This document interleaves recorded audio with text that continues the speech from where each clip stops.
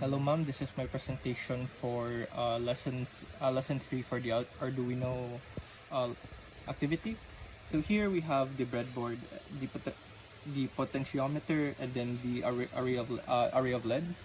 So essentially, this entire structure here is just one whole line of different LED circuits. So here we have the resistor that attaches to the to the positive voltage, while these black jumper wires are connected to the negatively charged ground.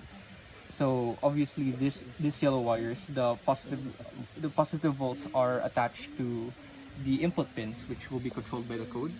And then these uh, these black ones, they are attached in the negative side of the breadboard in this whole array.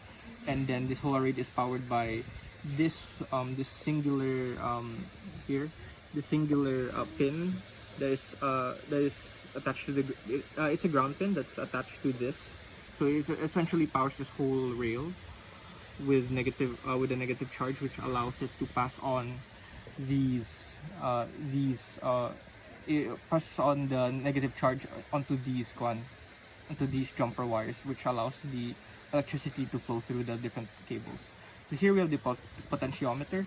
So the way this thing works is that it will give like a certain output based off like the angle here.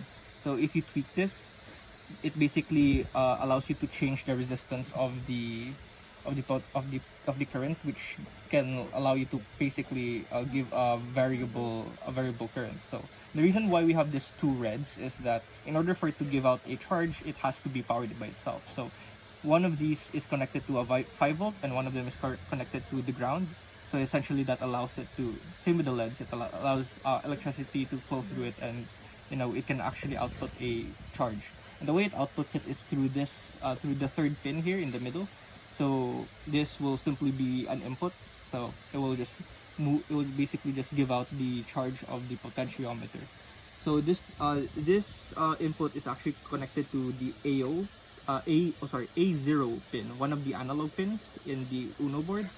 And the analog, similar to the analog write function, it, instead of giving a high or low value, it gives out a number based off the voltage it earns. So okay, let's power it up. So there you go. So as you can see, it's the different lights are slowly moving across the entire array, and then it goes back. So if I tweak this, you can see it slowly goes faster. And then if I tweak it some more, it can basically be near instant. And I can just tweak it back to make it slower. So yeah, that's pretty much my output. Okay, this is the coding part of the program. So first, let's start with the variables. So here we have four variables. The first one is lead num. So lead num right here simply refers to the number of LEDs that are used in the project. So here we have 1, 2, 3, 4, 5, 6, 7, 8. So that's why it's set to 8. Here we have LED pin, which is basically the values of each of the input output pins that are used within the array. So here is 1, 2, 3, 4, 5, 6, 7, 8, 9. So obviously this image is too blurry, but if you look at the video previously, you might see the pins as starting from 2 to 9. So these are basically the IO pins. So here we have input delay, or sorry, LED delay, but that will be used for later. And here we have pot pin, which basically refers to the potentiometer pin. So this input side of the center input side of the potentiometer is attached to analog A0 in this side. So now with that setup, here we have, well, setup. So it starts with a for loop. So it initiates a temporary variable 0, and then it iterates through the entire array until it reaches lead num, and of course it increments positively. So it goes from 0, 1, 2, 3, 4. The reason why we want to do that is that we want to basically iterate through the index of the array. So from 0, 1, 2, 3, 4. So 2, 3. So it's basically we're accessing 2, 3, 4, 5, 6, 7, 8, 9. And by doing that, and we do that by essentially accessing, we basically have the array led pin, and then we put x as its index. So that's how we access each of these led pins. And we basically use pin mode to set these pins to output. This way we can power it with energy. And so now we move on to the main loop. So how this works is the same thing. So it has a temporary variable 0, it goes up to 8 and then increments positively. And within those loops, what happens first is that it checks for it sets LED delay. So analog read, what does analog read do? So earlier in the previous lesson, there is a thing called analog write. And what it does is that for the analog, it essentially gets instead of having high or low input output, it instead has a numerical value. So let's say from 0 to 255. So this is actually our way of being able to measure the potentiometer, and that's the reason why we use the analog 0 or AO output, so that we can actually get a numerical value instead of just getting a high or low input. And so we basically use this function to read the numerical value that is given by the potentiometer using analog read pot pin, which is A4.